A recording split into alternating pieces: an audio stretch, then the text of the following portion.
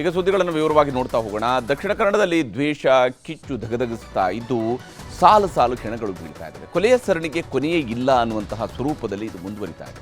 Muslim ಯುವಕ ರೆಹಮಾನ್ ಕಗ್ಗೊಲೆ ಆಗ್ತಾ ಇದ್ದಂತೆಯೇ ರಾಜಕೀಯ ಕದನ ಕೂಡ ಈಗ ಮತ್ತೆ ಜೋರಾಗಿದೆ. ಕಾಂಗ್ರೆಸ್ಗೆ ಬಹಳ ಮುಖ್ಯವಾಗಿ ಮುಸಲ್ಮಾನರು ತಿರುಗಿ ಬಿದ್ದಿದ್ದು, ಮುಸಲ್ಮಾನರು ರಾಜೀನಾಮೆಯನ್ನು ಕೊಡೋದಕ್ಕೆ ಮುಂದಾಗ್ತಾ ಇದ್ದಾರೆ. ಮುಸ್ಲಿಂ ನಾಯಕರ ಮನವೊಲಿಕೆಗೆ ಕಾಂಗ್ರೆಸ್ ನಾಯಕರು ಕಸರತ್ತನ್ನು ಆರಂಭಿಸಿದ್ದಾರೆ. ಪರಿಸ್ಥಿತಿ ಈ ಜಿಲ್ಲೆಗೆ ಬಂದು ಹೋಯ್ತಲ್ವ, ನಿಮಗೆ ಯಾಕೆ ಪಕ್ಷ ಅಂತ ಕೇಳ್ತಾ ಇದೆ. ನಮ್ಮನ್ನು ಕಾಪಾಡೋರಿಲ್ಲ. ಅಮಾಯಕರ ಕೊಲೆ ಯಾವುದೇ ಕಾರಣಕ್ಕೆ ಆಗಬಾರದು. ನಾವು ಮುಸಲ್ಮಾನರು ಅನ್ನುವ ಕಾರಣಕ್ಕೆ ಹತ್ಯೆ ಆಗಬಾರದು. ಈ ಸಂಘಿಗಳಿಗೆ ಯಾಕೆ ಎದುರ್ತಾ ಇದೆ ಕಾಂಗ್ರೆಸ್ ಸರ್ಕಾರ? ಗೃಹ ಮಂತ್ರಿಗಳನ್ನು ಮುಖ್ಯಮಂತ್ರಿಗಳನ್ನು ಭೇಟಿಯಾಗುವ ಸಂದರ್ಭ ಇತ್ತು. ಈ ಸಲ ನಾವು ವಿಶೇಷವಾಗಿ ಯಾರನ್ನು ಭೇಟಿಯಾಗಲಿಕ್ಕಿಲ್ಲ. ವಾಜಪೇಯಿ ಚಲೋ ನೀವು ಸುಹಾಸ್ ಶೆಟ್ಟಿಗೋಸ್ಕರ ಮಾಡ್ತೀರಲ್ಲ, ಅದೇ ಸುಹಾಸ್ ಶೆಟ್ಟಿ ಕೊಂದನಲ್ವಾ ಕೀರ್ತಿಗೆ? ಆ ಕೀರ್ತಿ ಹಿಂದೂ ಅಲ್ವಾ?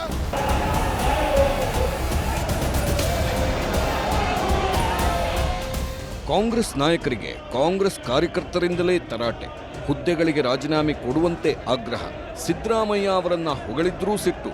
ದಕ್ಷಿಣ ಕನ್ನಡದಲ್ಲಿ ಕಾಂಗ್ರೆಸ್ಗೆ ದೊಡ್ಡ ಮತ ಬ್ಯಾಂಕ್ ಆಗಿರುವ ಮುಸ್ಲಿಮರೇ ಈಗ ಕಾಂಗ್ರೆಸ್ ವಿರುದ್ಧ ತಿರುಗಿ ಬಿದ್ದಂತೆ ಭಾಸವಾಗುತ್ತಿತ್ತು.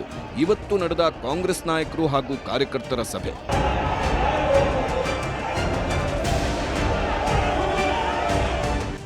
ಬಂಟ್ವಾಳದ ಅಬ್ದುಲ್ ರಹಿಮಾನ್ ಕೊಲೆ ಪ್ರಕರಣದಿಂದಾಗಿ ದಕ್ಷಿಣ ಕನ್ನಡ ಜಿಲ್ಲಾ ಕಾಂಗ್ರೆಸ್ನಲ್ಲಿ ಅಲ್ಲೋಲ ಕಲ್ಲೋಲವೇ ಎದ್ದಿದೆ. ತಮ್ಮದೇ ಸರ್ಕಾರದ ವಿರುದ್ಧ ಆಕ್ರೋಶ ಹೊರಹಾಕ್ತಿದ್ದಾರೆ ಕೈ ನಾಯಕರು. ಅಬ್ದುಲ್ ರಹಿಮಾನ್ ಕೊಲೆ ಆರೋಪಿಗಳ ಬಂಧನ ಬಿಜೆಪಿ ಆರ್ಎಸ್ಎಸ್ ಸಂಘ ಪರಿವಾರಕ್ಕೆ ಪಾಠ ಕಲಿಸುವ ನಿರ್ಧಾರ ಆಗ್ತಿಲ್ಲ ಎಂದು ಆಕ್ರೋಶ ಹೊರಹಾಕಿದ್ದಾರೆ. ಸರ್ಕಾರಕ್ಕೆ ಎಚ್ಚರಿಕೆ ಸಂದೇಶ ರವಾನೆ ಮಾಡಲೆಂದೇ ಸಾಮೂಹಿಕ ರಾಜೀನಾಮೆ ನಿರ್ಧಾರ ಮಾಡಿದ್ರು. ಇದಕ್ಕಾಗಿ ಕಾಂಗ್ರೆಸ್ನ ಎಲ್ಲಾ ಮುಸ್ಲಿಂ ನಾಯಕರು ಸಭೆ ಸೇರಿದ್ರು.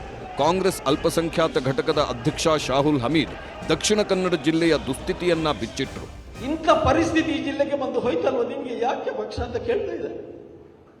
ಈ ಸರ್ಕಾರಕ್ಕೆ ಇದನ್ನು ಕಂಟ್ರೋಲ್ ಮಾಡಲಿಕ್ಕೆ ಸಾಧ್ಯ ಆಗದಿದ್ದರೆ ನೀವು ಅದರಲ್ಲಿ ಯಾಕೆ ಮುಂದುವರಿದು ಅಂತ ಮನೆಯಲ್ಲಿ ನಮ್ಮಲ್ಲಿ ಕೇಳಬೇಕಾದ ಪರಿಸ್ಥಿತಿ ಬಂದೊದಗಿದೆ. ಹಾಗಾಗಿ ನೋವಿನಿಂದ ಇದನ್ನು ನಾನು ಹೇಳಬೇಕಾಗಿದೆ. ಪ್ರತಿಯೊಬ್ಬರು ಇಂದಲ್ಲ ನಾಳೆ ಪ್ರತೀಕಾರದ ದಾಳಿ ಆಗ್ತದೆ, ಒಂದಕ್ಕೆ ಮೂರು ತೆಗಿತೇವೆ, ರಕ್ತಕ್ಕೆ ರಕ್ತ ಅಂತ ಸಾರ್ವಜನಿಕವಾಗಿ ಭಾಷಣ ಮಾಡುವಾಗಲೂ ಸಹ ಎಲ್ರಿಗೂ, ಚಿಕ್ಕ ಮಕ್ಕಳಿಗೆ ಗೊತ್ತಿದ್ದು ಇವತ್ತು ಜೀವ ಹೋಗ್ತದೆ, ನಾಳೆ ಹೋಗ್ತದೆ, ಯಾರ ಜೀವ ಅಂತ ಗೊತ್ತಿಲ್ಲ. ಅದು ನಾಯಕರದಾಗಿರ್ಬೋದು, ಸಾಮಾನ್ಯ ಕಾರ್ಯಕರ್ತರಾಗಿರ್ಬೋದು, ಅಮಾಯಕರದಾಗಿರ್ಬೋದು. ಜಾಗೃತಿ ವಹಿಸಿ ಅಂತೇಳಿ ಕೇವಲ ಬಾಯಿ ಮತ್ತಲ್ಲಿ ಹೇಳ್ತಾರೆ. ನಮ್ಮನ್ನು ಕಾಪಾಡೋರಿಲ್ಲ. ಅಮಾಯಕರ ಕೊಲೆ ಯಾವುದೇ ಕಾರಣಕ್ಕೆ ಆಗಬಾರದು. ಜಿಲ್ಲೆಯ ಗತವೈಭವ ಮತ್ತೆ ಮರುಕಳಿಸುವಂತಾಗಬೇಕು. ಶಾಂತಿ ಸುವ್ಯವಸ್ಥೆ ನೆಲೆ ಕಾಣಬೇಕು. ಗೃಹ ಇಲಾಖೆ ಇದಕ್ಕೆ ಸಂಪೂರ್ಣ ವೈಫಲ್ಯ ಕಂಡಿತು. ಇದನ್ನು ಸಹಿಸಿಕೊಳ್ಳಿಕ್ಕೆ ಆಗುವುದಿಲ್ಲ ಅಂತ ಹೇಳಿ ನಾವು ಈ ನಿರ್ಧಾರಕ್ಕೆ ಬಂದದ್ದು. ಇದರ ನಡುವೆ ರಾಜೀನಾಮೆಗೆ ಮುಂದಾಗಿದ್ದ ಶಾಹುಲ್ ಹಮೀದ್ ಸೇರಿದಂತೆ ಎಲ್ಲರ ನಿರ್ಧಾರ ಹಿಂಪಡೆಯುವಂತೆ ಸಿಎಂ ಮನವೊಲಿಕೆ ಮಾಡಿದ್ರು. ಇದನ್ನ ಕಾಂಗ್ರೆಸ್ ಸಭೆಯಲ್ಲಿ ಶಾಹುಲ್ ಹಮೀದ್ ಬಹಿರಂಗ ಮಾಡುತ್ತಿದ್ದಂತೆ ಗಲಾಟೆ ಶುರುವಾಯಿತು. ವೇದಿಕೆ ಮೇಲೆ ಹಾಗೂ ವೇದಿಕೆ ಮುಂಭಾಗದಲ್ಲೂ ನಾಯಕರು ಹಾಗೂ ಕಾರ್ಯಕರ್ತರು ಆಕ್ರೋಶ ಭರಿತವಾಗಿ ವಿರೋಧ ವ್ಯಕ್ತಪಡಿಸಿದ್ರು. ಕೂಡಲೇ ಎಲ್ಲರೂ ಸೇರಿ ರಾಜೀನಾಮೆ ಕೊಡಲೇಬೇಕು, ಈ ನಿರ್ಧಾರದಿಂದ ಯಾವುದೇ ಕಾರಣಕ್ಕೂ ಹಿಂದೆ ಸರಿಯೋದು ಬೇಡ ಎಂಬ ಕೂಗು ಕೇಳಿಬಂತು.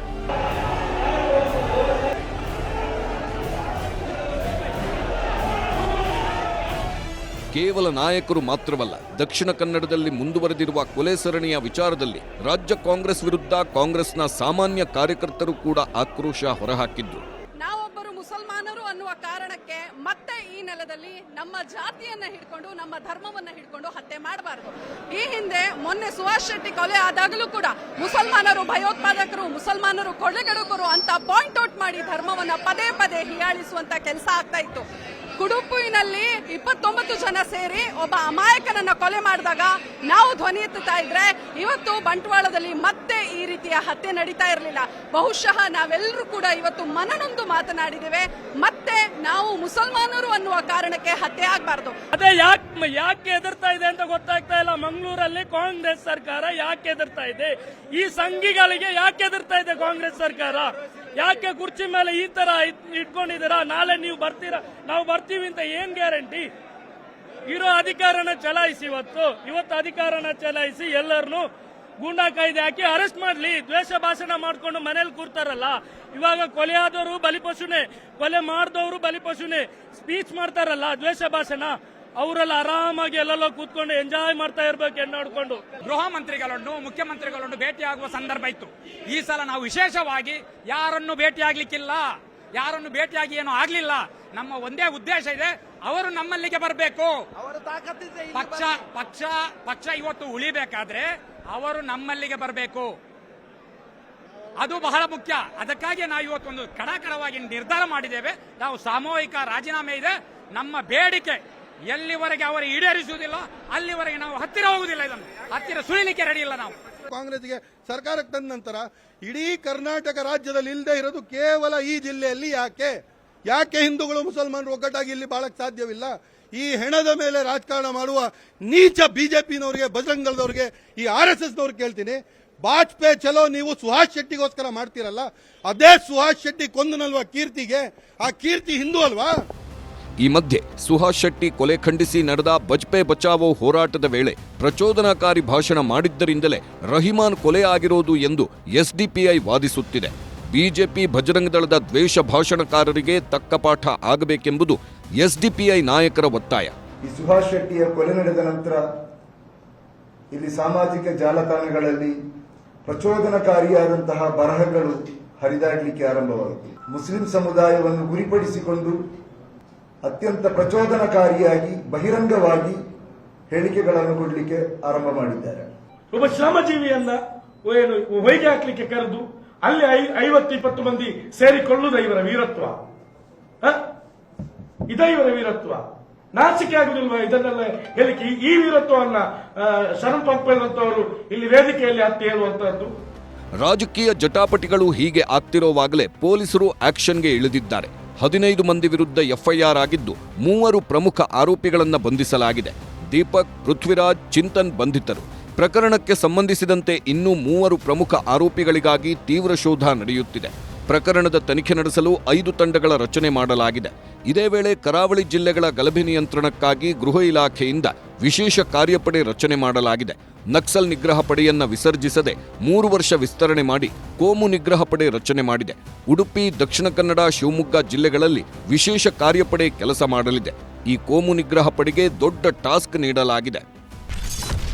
ದ್ವೇಷ ಭಾಷಣ, ಉದ್ರೇಕಕಾರಿ ಘಟನೆಗಳ ಮೇಲೆ ನಿಗಾ ಇಡಲು ಗುಪ್ತಚರ ಘಟಕ, ಸಾಮಾಜಿಕ ಜಾಲತಾಣಗಳ ಮೇಲೆ ನಿಗಾ ಇಡಲು ಸೈಬರ್ ಘಟಕ, ಸಂಭಾವ್ಯ ಹಿಂಸಾಚಾರಗಳ ಮೇಲೆ ಕಣ್ಗಾವಲಾಗಿ ಈ ವಿಶೇಷ ಕಾರ್ಯಪಡೆ ಕೆಲಸ ಮಾಡಲಿದೆ. ಶಾಂತಿ ಸ್ಥಾಪನೆಗಾಗಿ ವಿಶ್ವಾಸ ವೃದ್ಧಿ, ಜಾಗೃತಿ ಕಾರ್ಯಕ್ರಮಗಳ ಆಯೋಜನೆ ಕೂಡ ಮಾಡಲಿದೆ. ಕೋಮು ಗಲಭೆ ಸಂದರ್ಭದಲ್ಲಿ ವಿಶೇಷ ಅಧಿಕಾರ ಚಲಾಯಿಸಲು ಅಧಿಕಾರ ನೀಡಲಾಗಿದೆ. ಈಗೇನು ಆಂಟಿ ನಕ್ಸಲ್ ಫೋರ್ಸ್ ಇದೆ, ಅದರಲ್ಲೇ ನಾವು ಆಂಟಿ ನಕ್ಸಲ್ ಫೋರ್ಸನ್ನು ಮುಚ್ಚಬೇಕು ಅಂತೇಳಿ ನಾವು ಅಂದ್ಕೊಂಡಿದ್ದು. ಆ ಫೋರ್ಸನ್ನು ಅರ್ಧ ಭಾಗ ಫೋರ್ಸನ್ನು ಈ ಆಂಟಿ ಕಮ್ಯುನಲ್ ಫೋರ್ಸ್ ಆಗಿ ಕನ್ವರ್ಟ್ ಮಾಡಿ ಅವರಿಗೇನೆಲ್ಲ ಹೆಚ್ಚು ಅಧಿಕಾರ ಬೇಕು ಮತ್ತು ಅವ್ರಿಗೆ ಬೇಕು ಎಲ್ಲ ಸವಲತ್ತುಗಳು ಬೇಕು ಅದೆಲ್ಲ ಕೊಟ್ಟು ನಾವು ಈಗ ಅದನ್ನು ಪ್ರಾರಂಭ ಮಾಡ್ತೀವಿ. ಈ ಮಧ್ಯೆ ರಾಜಕೀಯವಾಗಿಯೂ ಬಂಟ್ವಾಳ ರಹಿಮಾನ್ ಕೊಲೆ ಬಳಕೆ ಆಗ್ತಿದೆ. ಕೇಸರಿ ಕೈ ನಾಯಕರ ಮಾತಿನ ಭರಾಟೆಗಳೂ ಜೋರಾಗಿವೆ. ಒಂದು ಕಡೆ ಕಾನೂನು, ಇನ್ನೊಂದು ಕಡೆ ಶಾಂತಿ ತರೋದಕ್ಕೆ ಏನು ಮಾಡಬೇಕು ಅಂತೇಳಿ ಪೀಸ್ ಮೀಟಿಂಗ್ಸು ಅಥವಾ ಕಮ್ಯುನಿಟಿ ಮೀಟಿಂಗ್ಸು ಇವೆಲ್ಲ ಮಾಡೋದಕ್ಕೂ ಕೂಡ ಸೂಚನೆಯನ್ನು ಕೊಟ್ಟಿದ್ದೇನೆ ನಾನು. ಇಲ್ಲದೇ ಇದ್ರೆ ಆಗೋದಿಲ್ಲ ಅಂತೇಳಿ ಅಪನಂಬಿಕೆ ಇಟ್ಕೊಂಡು ಮಾಡೋಕ್ಕಾಗೋದಿಲ್ಲ. ನಾವು ಕೊನೆ ಮಾಡ್ತೀವಿ. ನಾವು ಯಾವ ಶಾಂತಿ ಸಭೆ ಬಗ್ಗೆ ನೀವು ಮಾತಾಡ್ತಾ ಇದ್ದೀರಿ? ಸ್ವತಃ ಗೃಹ ಸಚಿವರು ಮಂಗಳೂರಿಗೆ ಹೋದಾಗ ಇನ್ನೇನು ಗೃಹ ಸಚಿವರು ಸುಹಾಸ್ ಶೆಟ್ಟಿ ಮನೆಗೆ ಭೇಟಿ ಕೊಡ್ತಾರೆ ಅಂತೇಳಿ ಗೊತ್ತಾದ್ಮೇಲೆ ಗೃಹ ಸಚಿವರನ್ನೇ ಬೆದರಿಕೆ ಹಾಕ್ತಾರೆ, ಸಚಿವರು ಹೆದರ್ಕೊಂಡು ವಾಪಸ್ ಬರ್ತಾರೆ ಅಂತ ಹೇಳಿದ್ರೆ ಯಾವ ಸೌಹಾರ್ದದ ಸಭೆ ಬಗ್ಗೆ ನೀವು ಚರ್ಚೆ ಮಾಡ್ತಾ ಇದ್ದೀರಿ? ಇಂಥ ಶಕ್ತಿಗಳೇನಿದೆ ಇದು ದೇಶ ವಿರೋಧಿ ಶಕ್ತಿಗಳಂತಲೇ ಹೇಳಬೇಕು. ಯಾಕಂದರೆ ಒಂದು ಸಮಾಜದಲ್ಲಿ ಭಯವನ್ನು ಸೃಷ್ಟಿ ಮಾಡಿ ಒಂದು ಸಮುದಾಯದ ಮೇಲೆ, ಮುಸ್ಲಿಂ ಸಮುದಾಯದ ಮೇಲೆ, ಅವ್ರ ಮೇಲೂ ಕೂಡ ಭಯ ಸೃಷ್ಟಿ ಮಾಡ್ತಕ್ಕಂಥದ್ದು.